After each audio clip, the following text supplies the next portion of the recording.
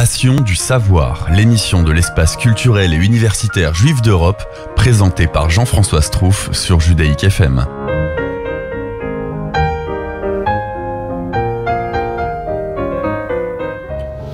Bonjour, c'est un dimanche plein d'événements, un dimanche chargé. On se retrouve après un mois et on a très envie, Gad, bonjour, d'entendre ton éditorial, de retrouver cette belle habitude qu'on a quittée il y a un mois. Bonjour Jean-François, bonjour à toutes, bonjour à tous.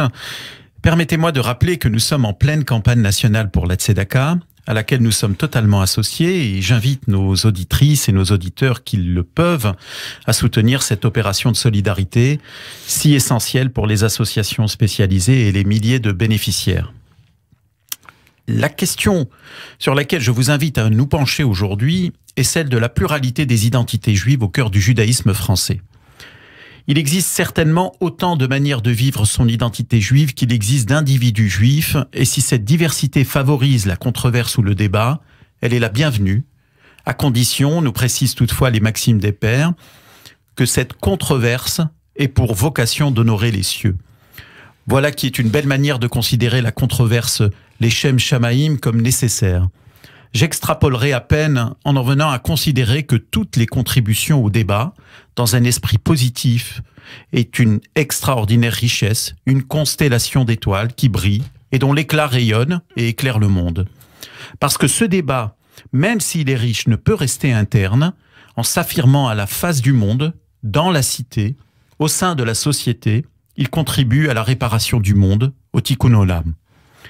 Nous sommes donc conscients de l'importance de notre mission de rendre possible l'expression plurielle des identités et de permettre à chacun de vivre la complexité, sa complexité, incluant les diverses facettes de son identité. Mais ce seul impératif ne se suffit pas à lui-même. Vous le savez sûrement, la majeure partie des porteurs d'une forme, d'une étincelle de judaïté se trouvent à l'extérieur de ce qu'il convient d'appeler le judaïsme organisé, et nous ne devons pas avoir de crainte à aller à leur rencontre. Comme le dit Rabbi Nachman de Breslev, oui, le monde entier est un pont étroit et l'essentiel est de ne pas avoir peur du mal. Et lorsque nous aurons élargi l'espace de ce terrain d'action, il nous faudra encore y ajouter une autre dimension, car nous n'agissons pas pour nous. Nous ne pouvons ignorer notre devoir de transmission aux générations à venir. Nous n'héritons pas de la terre de nos ancêtres, nous l'empruntons à nos enfants, comme le dit ce proverbe africain cité dans Terre des hommes de Saint-Exupéry. Dites-vous bien que cette conscience nous anime sans arrêt, qu'elle est le moteur de notre engagement et qu'elle se lie dans le faisceau des activités et des rendez-vous que vous donnent tous les jours les CUJ. À très bientôt. Bon, alors c'est un éditorial qui donne envie de continuer. On a effectivement plein de choses qui vont se produire et j'aimerais bien que tu mettes l'accent sur 4 événements majeurs organisés par les CUJ qui sont tous festifs. Oui, effectivement, on peut rappeler à nos auditeurs que l'espace culturel et universitaire juif d'Europe, à la rue Lafayette, accueille tous les jours entre 150 et 500 personnes qui viennent, pour certains, apprendre, d'autres se restaurer, d'autres encore passer un moment de partage avec d'autres personnes dans des ateliers, dans des cours, dans des événements culturels divers. Et le mois de décembre est placé vraiment sous le signe de la fête, avec 4 grands événements qui sont proposés, essentiellement d'ailleurs des événements musicaux, et on va d'ailleurs commencer dès aujourd'hui, dès cet après-midi, avec le grand bal de société que nous avons monté, organisé avec nos amis de Yiddish pour tous, un formidable moment de danse, de joie, un mixte entre les bals de société traditionnels que beaucoup de nos auditrices et de nos auditeurs connaissent, ou en tout cas que peut-être leurs parents ont connu. Et puis voilà, nous remettons au goût du jour cette forme de socialité festive avec ce rendez-vous où nous aurons un formidable orchestre, les Pletzel Bandits, qui vont avec Hélène Domergue animer ce bal. C'est vraiment, comme nous l'avons imaginé, un événement que nous souhaitons intergénérationnel où les parents, les grands-parents, les enfants, les petits-enfants viendront danser avec, pour certains, des grands amateurs de danse de salon, de valse, de tango, de rock, de cha-cha, de danse traditionnelle. J'ai qu'une chose à conseiller à nos auditeurs, c'est vraiment de venir dès 14h au 119 rue Lafayette pour passer un vrai beau moment de joie. Alors, les sociétés juives traditionnelles des originaires d'Europe centrale, mais aussi les communautés séfarades, avaient l'habitude de faire des bals. C'est une habitude qui s'est perdue, mais quand nous, on reprend cette activité, on s'aperçoit qu'elle est un vrai plaisir pour le public, n'est-ce pas? Elle est évidemment un plaisir pour le public, mais quand je dis que nous remettons ce type d'événement au goût du jour, c'est tout simplement parce que nous rendons bien compte que les cours de danse de salon, par exemple, sont totalement pleins dans Paris. Et surtout, ce sont les nouvelles générations qui occupent les planchers et les parquets de danse. Donc, il s'agit vraiment d'amener les familles à vivre ces moments, et quand des grands-parents voudront partager avec leurs enfants ou leurs petits-enfants leurs souvenirs, bien ça se fait autour d'une table, mais ça peut également se faire autour de quelques pas de danse.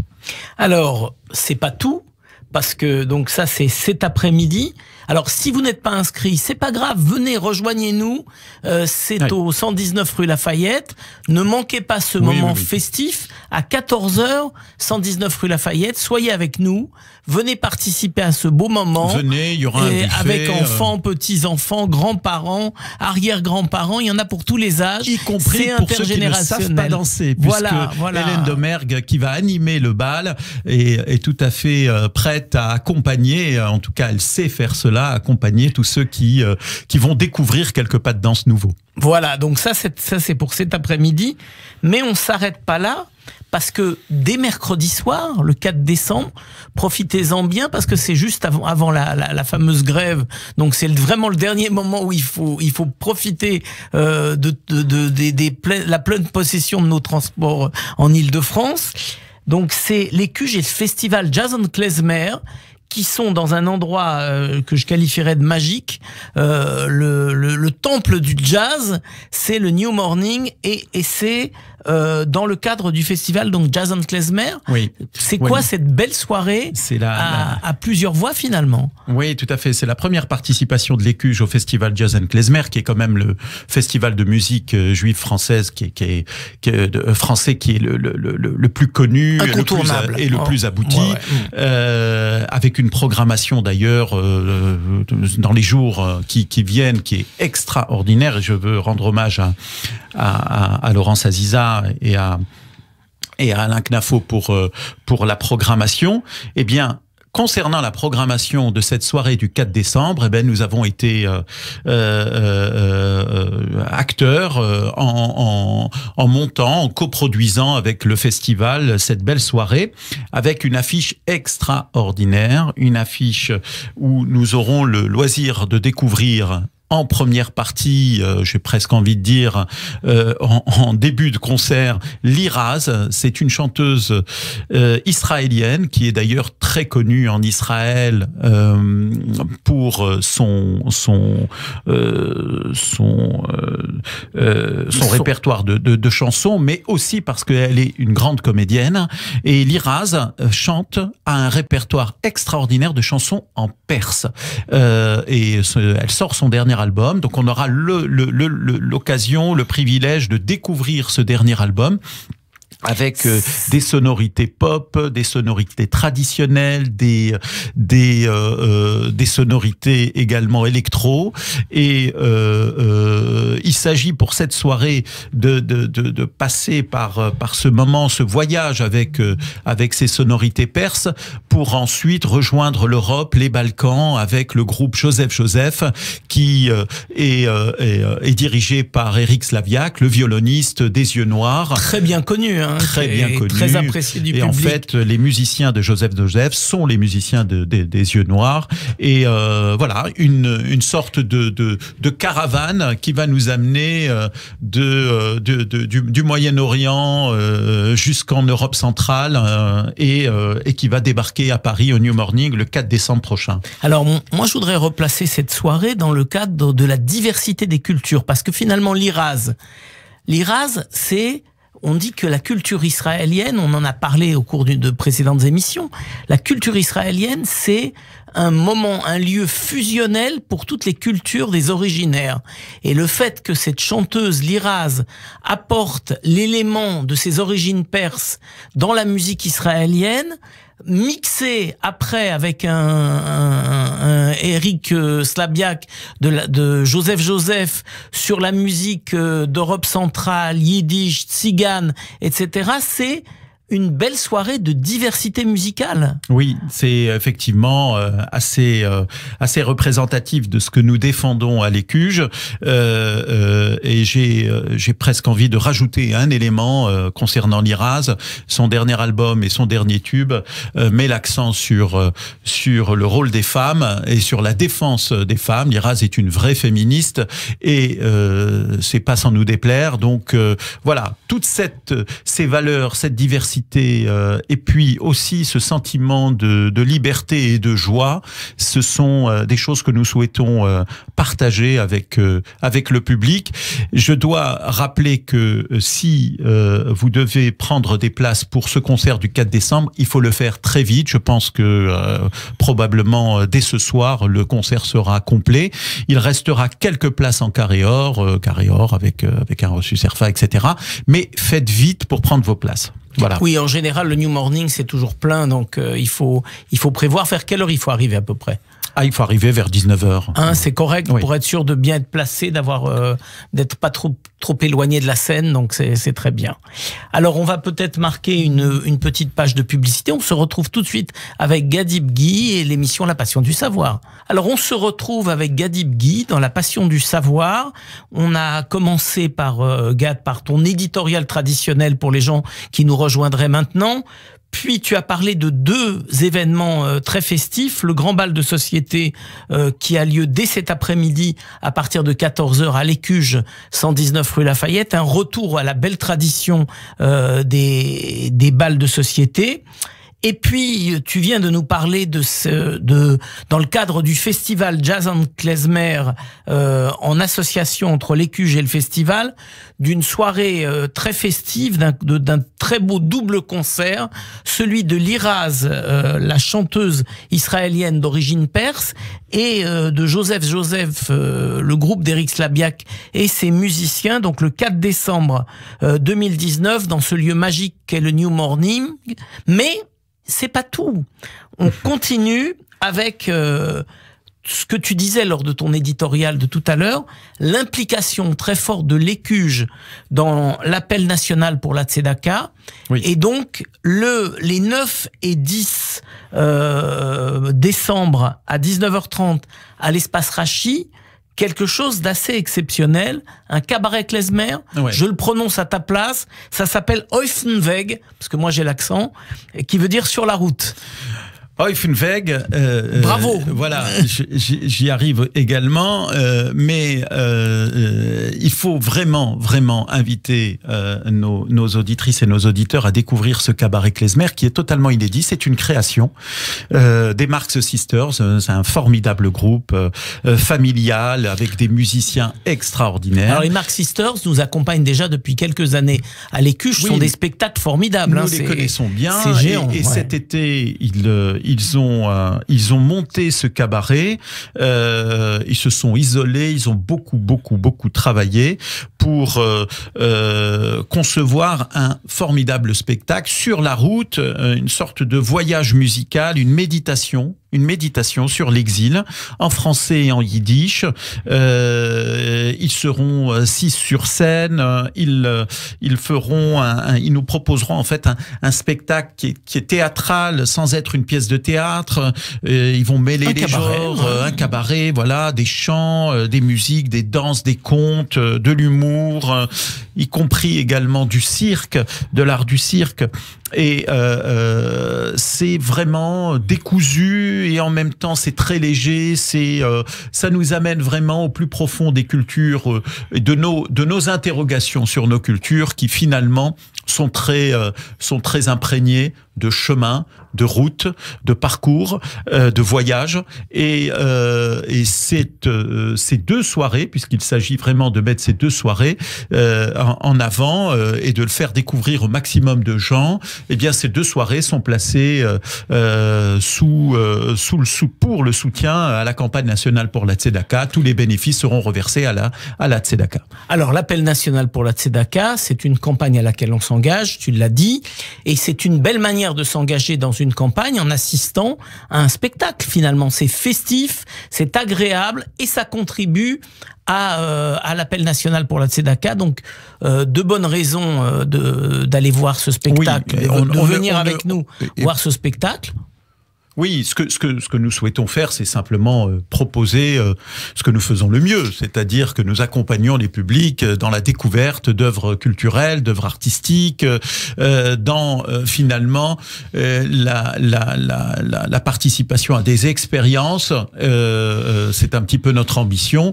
Et si l'expérience peut également être utile dans une opération de solidarité, je pense que tout le monde peut en être satisfait. Quant à l'idée d'être sur la route, Oifenweg, sur la route, ça veut dire pensez à la vie de toutes vos familles. Vous allez voir qu'on est tous quelque part un peu des nomades. On vient tous d'un autre endroit, et c'est la beauté de la richesse d'avoir vécu en passant par plein d'endroits différents et un moment en plus tout à fait festif. Voilà.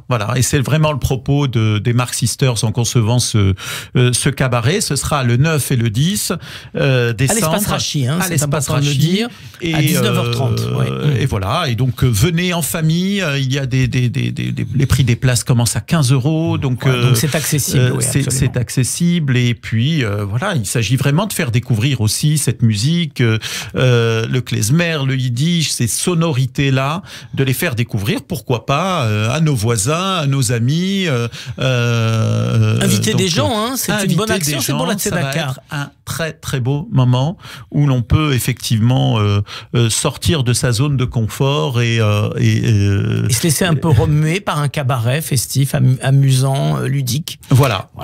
Alors, mais c'est pas tout. J'ai presque envie de dire, il y a encore autre chose qui est à la fois musicale, festif, et on change complètement de registre. Si on regarde bien cette programmation, elle est tellement éclectique, tellement différente qu'il y en a vraiment pour tous les coups, pour tous les goûts. Alors on a Amy Winehouse, cette jeune chanteuse disparue tellement tôt, et faire découvrir son album Back to Black. Parle-nous-en un peu, parce que comment on en arrive à Amy Winehouse? Alors, comment on en arrive à Amy Winehouse? D'abord parce que tout simplement, c'est une artiste extraordinaire, exceptionnelle, qui est partie trop tôt et qui a marqué dans son parcours, qui a marqué l'histoire du rock, l'histoire de la musique du XXe siècle. Il était important pour nous d'organiser un événement autour d'Amy Winehouse. Nous n'avions n'avions pas les moyens de faire venir une très grande exposition qui fait le tour du monde en ce moment. Nous y avons, ça nous a un petit peu titillé, mais c'était pas possible. Et du coup, on s'est dit pourquoi ne pas organiser un concert, pourquoi ne pas organiser un hommage, etc. Et puis nous avons découvert une forme extrêmement originale pour cet hommage.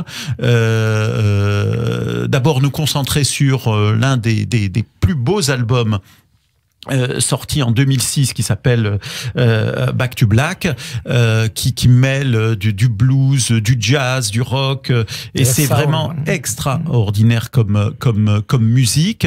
Nous plonger dans l'univers de cette diva de la soul et de le faire avec un spécialiste qui s'appelle Julien Bitoun, qui est un journaliste et professeur de l'histoire du rock à l'université à Sciences Po. Eh bien, Julien Bitoun va non seulement nous présenter Amy Winehouse, son album, mais on va également passer une extraordinaire soirée autour de la musique et des sonorités de cet album avec un système haute définition. Nous montons cette soirée avec une jeune start-up qui s'appelle Sonorium, qui propose en fait des mécanismes d'écoute extrêmement sophistiqués. Et donc l'idée, c'est d'écouter en intégralité cet album en immersion dans disons dans une atmosphère totalement immersive. Dans une bulle. Dans un cocon qui est celui de l'Écuge également. Et puis évidemment, il y aura beaucoup d'échanges avec les spécialistes. Avec Julien Bitoun notamment, oui. Ouais, avec Julien Bitoun, des questions-réponses. Il nous reviendra particulièrement sur le processus d'écriture de cet album, qui est assez particulier, et également beaucoup d'anecdotes. Donc voilà, c'est une soirée qui aura lieu le 17 décembre à l'Écuge même, qui démarrera à 20h, et ce sera un bel hommage à Amy Winehouse. Alors, au 119 rue Lafayette, il y a 2 institutions. Il y en a une qu'il ne faut pas oublier, c'est l'Institut Elie Wiesel. Oui. Et a été instauré un rendez-vous hebdomadaire qui s'appelle les lundis de Wiesel, et ça permet de découvrir pratiquement tous les champs, tous les domaines de ce qui est lié à l'enseignement des sciences du judaïsme, des humanités juives. Mm-hmm. Et nous sommes le 2 décembre, c'est-à-dire demain soir, avec Annette Vivorka sur la nouvelle école historique polonaise, un débat contemporain sur la Shoah. C'est un sujet qui est fortement d'actualité, ça. Oui, c'est fortement d'actualité parce que la Pologne a un rapport très particulier à sa propre histoire, et on l'a observé ces derniers mois lors de l'organisation d'un grand colloque universitaire à Paris, où il y a eu beaucoup de contestations de la part de représentants institutionnels polonais, mais l'Institut Wiesel a vocation à laisser les chercheurs travailler et à leur permettre de présenter leurs recherches, y compris d'ailleurs dans le dialogue, dans la controverse, mais il s'agit vraiment de revenir sur les fondamentaux de la recherche universitaire et non pas d'y intégrer des dimensions politiques permanentes comme on peut l'observer aujourd'hui avec le pouvoir en Pologne. Donc Annette Vivorka, qui est une spécialiste de ces questions, qui a écrit sur ces questions, viendra donner une conférence sur ce sujet. Concernant les lundis de Wiesel, Jean-François, j'aimerais tout de même revenir sur la leçon inaugurale de l'Institut Elie Wiesel donnée par Catherine Chalier la semaine dernière, qui a été un moment d'une très grande force, d'une très grande intensité dans notre maison, et je voudrais vraiment la remercier et remercier le public qui est venu très nombreux pour ce moment. Alors il nous reste quelques secondes, je voudrais qu'on parle pendant cette petite seconde qui nous reste du lancement également la semaine dernière du Ivrit Social Club. Oui. Donc la possibilité pour tous ceux qui aiment l'hébreu de se retrouver dans un moment ludique et festif à partir du 12 décembre. Il y a une séance inaugurale avec l'arrière-petit-fils de Eliezer Ben Yehuda, l'inventeur de l'hébreu moderne. Et vous allez nous retrouver très régulièrement le jeudi soir à 19h30 autour du Ivrit Social Club, mais on le développera dans la prochaine émission. Avec plaisir.